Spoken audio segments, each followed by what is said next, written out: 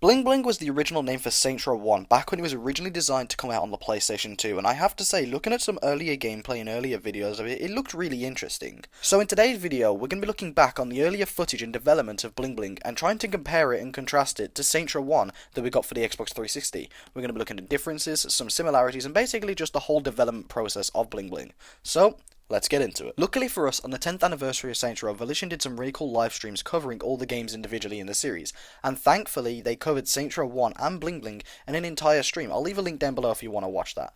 But this gives us a lot of insight to the old game and basically its history in the Saints Row franchise. Now, to save you guys some time, I'm going to basically just cover all the important bits that you're going to want to know, and basically talk about what they said in a brief summary so you guys aren't sat around watching them explain it or me just repeat what they said. So, one weird design choice is that all melee weapons back in Bling Bling used to have lock-on. Yes, basically you would walk up to them and a crosshair would spawn over the enemy you're aiming at, and you'd be locking onto them whilst melee attacking, probably making melee combat even easier. Obviously this was revamped to the new system you have in Saints Row 1 where you can kick, you can block, you can punch, and I much prefer the Saints Row 1 system, but it's definitely an interesting thing to look at. Now, as a Saints Row fan, we all know about the classic weapons like the Vice 9 and the NR4. Well, not Bling Bling. Bling Bling actually had, get ready for it, a Beretta. I can only imagine what weapon this is trying to replicate in Saints Row 1, whether it's the Vice 9 that is the Beretta, whether it's the NR4 that is the Beretta, or whether the Beretta is a completely new weapon.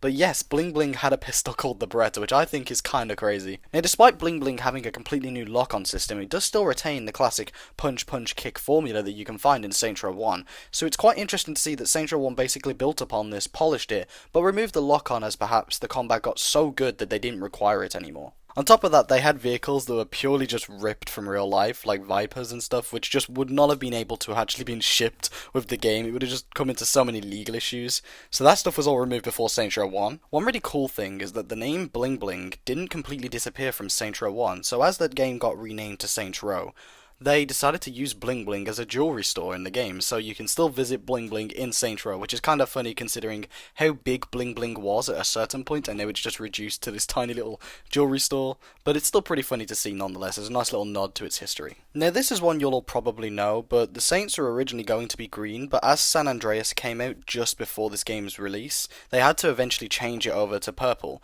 which is why in some Bling Bling trailers you can see the Saints wearing green, but in the newer Saints Row game and the actual release of Saints Row, you can see that the Saints were turned to purple, which I think is a much better change for the entire series as a whole, as I much prefer purple for the Saints as to green. Somewhere in between Bling Bling and Saints Row, there was some footage of some police cars floating around that didn't even say Stillwater, they actually said Stevenson, indicating that the map's original name was Stevenson and not Stillwater.